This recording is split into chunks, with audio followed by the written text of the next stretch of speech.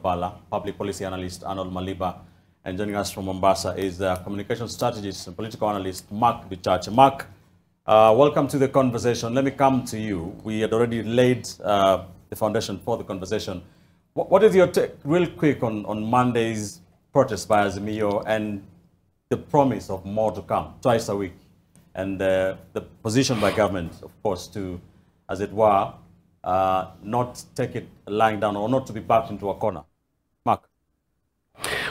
Well, it was an interesting day Monday that we had two kinds of outcomes, and no one really came out the winner. Number one, the government would have hoped that not enough people would show up, and there was a lot of intervention to make sure not enough people showed up. People still showed up. But on the other side, did Raila Odinga also achieve what he expected to achieve? The answer is also no. In terms of, number one, the government is still standing strong in terms of what it wanted, what he'd wanted to move the government towards doing. Number two, the messaging, and Arnold has made a good point of this, the messaging is not clear. The people came out because of the cost of living. That messaging needs to resonate. And on the other side, he also lost quite a bit of points because the government and a lot of government surrogates are also saying that this is Raila Odinga classic, doing what he always does, causing mandamano every other day. So they're trying to dissociate Raila Odinga from the cause of the people seeking there to be better costs of living in the country. Now, those are the faux pas on Raila Odinga's side. The faux pas on the government side is that they're coming out a bit tone deaf. They're coming out a bit unaware of what the Kenyan is feeling. They might be complaining about Raila Odinga, but the Kenyan is saying that it is pinching at the wallet, it is pinching at the till, it is pinching when they're going to cook using their gas. And yes, the government has talked about the plans to correct these things, but Kenyans, I think, had really believed in a government that had promised that once the Bible sits back on the stool, then similarly the price of goods will also reduce. So these are the issues. There was no outright winner. The people of Kenya are still seeking the same things they sought on Monday. Right. And whether the demonstrations continue or not, at the end of the day, it will have to come to a point where both government and Raila Odinga agree that this country needs a better cost of living. Then the temperatures will cool in this country. But will the government agree to acquiesce to the demands of Raila Odinga? I do not think so. And the activities of Monday show that the government is quite focused on ensuring that there shall be no conversation, no handshake between them and Raila Odinga. Instead, it seems like working with the foot soldiers of Raila Odinga seems to be the handshake that this particular government is looking towards. So that's my first contribution, Ben. Thanks, Mark. And I want us to talk about what the end game is, Prof. But before we do that, what's your take? What do you make of the messaging by Azimio? The message by Azimio was quite lost in translation. Yes, the first message of... Mark will come back to you. We'll come back to you. Oh, okay. Yes, thanks, Mark. Yes, Prof. I agree with Mark and Arnold. And I think this reminds us of when ODM did Okoa Kenya. Yes. Okoa Kenya was very focused. It was about devolution. It was about taking, services and resources to the grassroots and so on. And then the government then, that was Jubilee, came up with Boresha Katiba. And there was very clear, parameters to the debate. And even the issues, that were being canvassed, by both parties. And I cannot agree more that actually, currently, the messaging by Azimio is totally convoluted. In fact, the only reason I didn't attend the mass action was because, again, of extremely poor content of that. I mean, when you start telling me about opening servers and about who won the last elections and so on, I think Azimio needs to remove that immediately from their messaging. That is a non-issue for Kenyans. We had the outcome for the election. This thing went to the Supreme Court. it's done and dusted. What more can we do? There's no other provision. Kenya does not have mechanism for witchcraft, for shifts of government. Yeah, so I think that really is something they need to think about. Of course, it's very clear that the ordinary person is worried about the cost of living. That's a big issue, and Azimio needs to unpack that and have concrete demands or concrete asks from government. Currently, there's nothing concrete. What Azimio is saying is also what Ben is saying here, and is also what people on the street are saying, that the cost of living is high. So what? So what does Azimio want government to do that government is not doing? Of course, on the other hand, it's very, very unclear what exactly the government actually wants. Yeah. So the two issues here that I think mass action started with no clear agenda as such, but that's not a bad thing because the agenda can be concretized as this is actually continuing. I think the other bit of it, and this coming mainly from government, is that look here, we want to have a handshake. I actually believe firmly that we should never have a handshake, because the reason why we are in this trouble that we are in today is because the opposition died and let Jubilee, literally commit crimes against this nation that would have not been committed if we had a robust opposition. But as far as I'm concerned, and that's partly why I was making that reference to Okoa Kenya and Boresha Katiba, that it's possible to actually have a national debate, because as it were, the government's policies are also very fuzzy. We don't know what exactly government is planning to do, to stabilize the shilling, to make small businesses, operate, to reduce school fees, to reduce basically the food basket that has been hit, by oil and all these things. It's unclear. Government is not doing subsidies. Government, in fact, the only thing that we saw government do clearly was to pray for the rains. And then the prophet came, and the rains came down, and the prophet's people have claimed that. So government also needs to be clear about what they're doing. But I think it's important for us. It's very, very clear that the debate that we are having is a bigger debate that cannot just be limited to the chambers of parliament. And that's partly why I'm hopeful that Azimio guys can clarify their agenda, and government, yes, even as they deal with the usual roles of government of protecting property and ensuring that people and life is also protected and so on. Government should also start, engaging. And I think we can actually have a structured debate around these issues. Roselyn, what do you think? Because everybody seems to agree the skyrocketing cost of living, the falling shilling, all these things are resonating with every Kenyan, and that's partly why those protests on Monday were so successful. So is Azimio lost? What do you think of their messaging because they want to also bring, which seems to be a very important part of their messaging, the issue of the 2022 election, saying that the whistleblower said this and I won the election. What do they do for this to be successful in the long run? Ben, if you look at the Constitution, Article 37, it's not cosmetic that it was in the Constitution. And that is just another avenue for Kenyans to actually ventilate on the issues they have. We have just said here that Parliament has lost the cause and the opposition is not able to live up to the bidding because actually the government has taken the supermajority. So where do you go now? You go to the people because the legislative role is donated to the legislators. So when they feel that they do not have that weight to actually push issues in Parliament, then you go back to the people and let the people decide. So that doesn't mean that because the politicians are actually speaking for Kenyans, they are not also supposed to push their own agenda. And we always talk about politics has no virtue. So in that case, they also have to push their own agenda. And that is why from where they sit, they still believe that the elections were not free and fair. And that's why they've insisted on the electoral justice, as opposed to even as they talk about the issues of the cost of living and the other issues, including how the law on IBC was passed to set up the selection panel that they feel that they did not play a role in, and that's why they are calling that first, let the government halt the recruitment of the IBC commissioners and give them an opportunity for all of them to come together. Now, if you go to a battle, you don't throw all your cards on one table. As much as Azimio may have the challenges of messaging to their supporters, maybe that is a message that their people hear.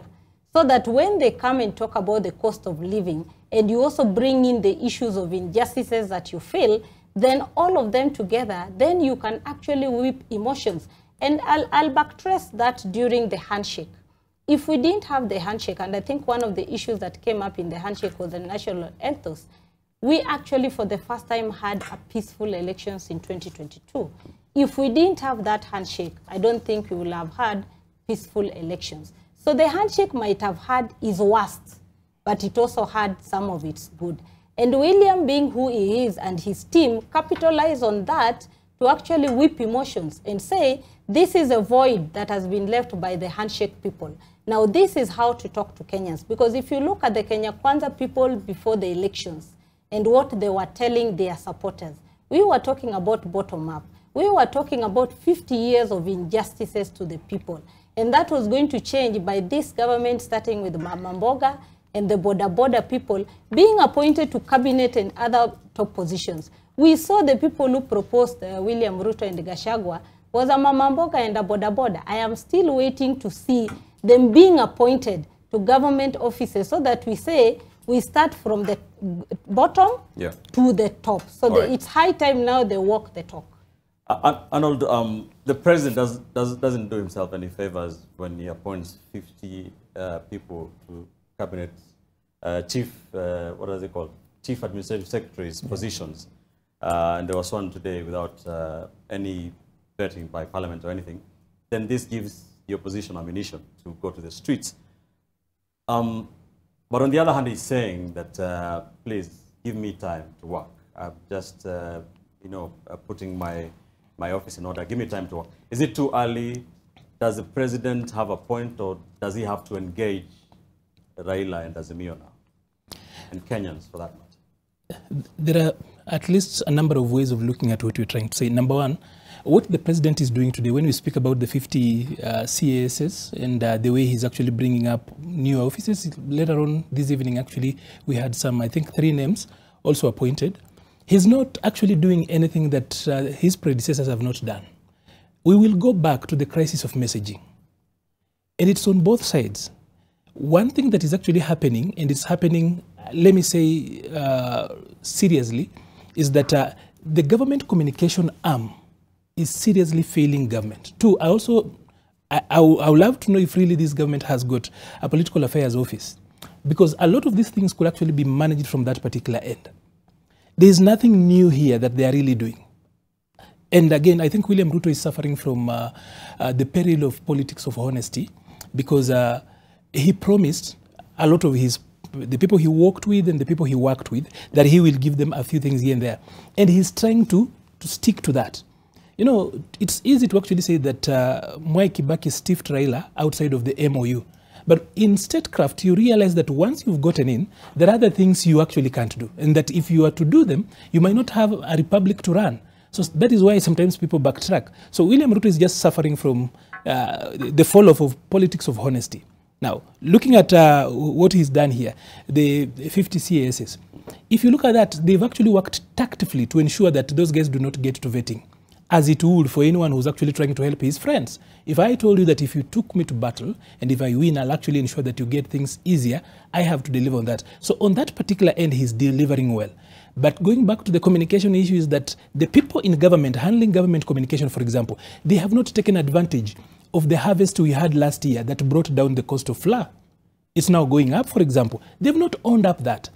Government communication is nasty, as in if there is a word for it, is that it's nasty. The deputy president speaks. He might be speaking his truth, yes, but is it helping the government of the day probably do their work? CSS, these are cabinet secretaries, wherever they are. They really are not, some of them are actually missing in action. They are like Form 1s, only to be seen and not to be heard. There are a number of them you don't know if they exist. I would name some, but I don't want to. Oh, those guys are my friends. But this is it. Government communication is really, you know, when they were in the opposition, they really had known how to master, or rather to develop a narrative, master it and push it. They forgot, they thought that once they have won, because these things, you know, do you know why, for example, the opposition is having a struggle with messaging? Because for them, the cost of living is not top there. on 27th, 28th, and 29th of June last year, when the cost of living, or rather, let me just talk about the basics, flour. We use that as a metric. Yeah. When flour was up there, Raila Odinga and Martha Karua went out on media 3 days in a row, telling people that these were externalities, they were, that they defended public debt, they defended the cost of living that was much, much higher. So this is not really what they want. But like in all politics, there's always a reason inside a reason. So, like when we had BBI, there was the BBI that all of us were told. But then inside there, we knew that there was the BBI inside BBI. Yeah. And the real thing was about 2022. So that is why for Raila, he's struggling to tell us, we really need to go to the streets. Among whatever he's trying to revive 2022, for him, that is the biggest issue. That he feels he didn't lose fairly. Yeah. The Supreme Court didn't take care of it well. And at that particular time, Kenyans had moved on. So that for him is the biggest issue, and then of course IEBC. But then he realizes to bring us along, he does the BBI thing.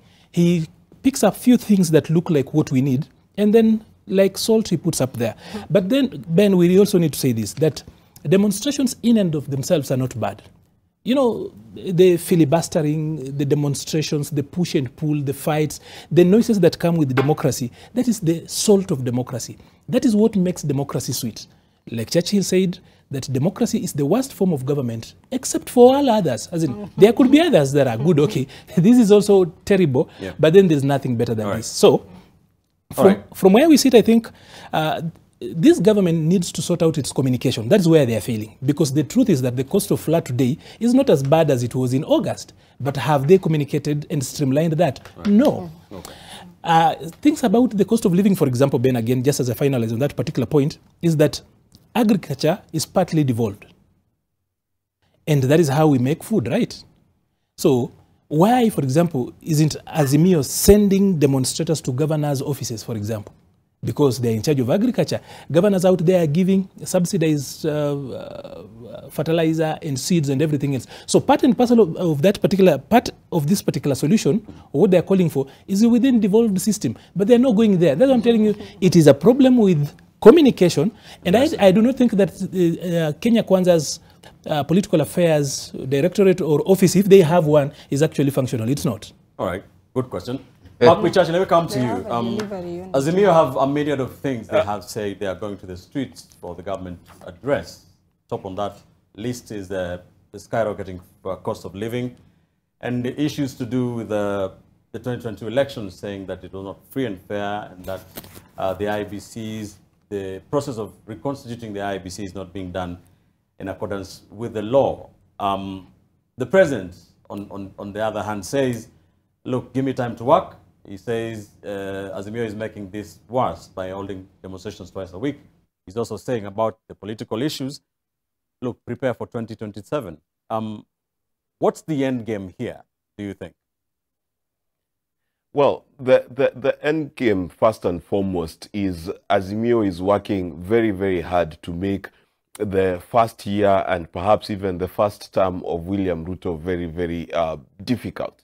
And of course, there is the second issue. And the second issue comes now to the economics of this country. Now, I honestly need to talk to my friend Arnold, and he tells me where he's doing his shopping, because the pain I feel at the supermarket is not the same pain I felt last year. And that is the other end goal. The end goal for every demonstrator coming out is not about Raila Odinga. It's not about Martha Karua. It's not even about William Ruto. For the demonstrators, for the people who are crying out, it's about the cost of living. And if we ignore this, then we ignore what is the thing that matters most to the person who matters most. The person who matters most here is not the president. It is not the former prime minister. It is the person on the street who's crying for that dime to be stretched longer so that he can eat a bit more. That person's bottom line is, can things get better? Now, in terms of the communication and the messaging of, wait a minute, can I get things right? I will tell you why it is becoming difficult for Kenyans to swallow that. Number one, they read in the papers and they see certain departments, certain state houses have increased their budget by billions. They see the budget of the CSs coming from 23 to 50. So when you tell them to wait, and yet as they wait, some people are already eating, and I use that in quotes, then it creates that angst, that disturbance, that disbelief in the people. And there's a big transition that happened here. The team that supported the president to get into the office did very excellent opposition communication. What is opposition communication? It does not need evidence. It does not need backup. All you need to do is be eloquent enough to complain and to promise that you will do better. Government communication is different because you're holding the baby. The baby is in your hands. You can no longer talk about the previous father, the previous relationship that was there. You have to talk about right now. And here's the other problem. When the president promises in 6 months, or in 3 months, or whichever period of time, it does not ring to the Kenyan because the pain the Kenyan is feeling is right now. So there needs to be a transition. The government needs to move from the campaign promissory messaging into a messaging of right here, right now, how am I solving your problems? Right. Because they quickly forget that the 6 months they promised before has been 3 + 3 months later. So the truth is, what Kenyans are looking for is a solution.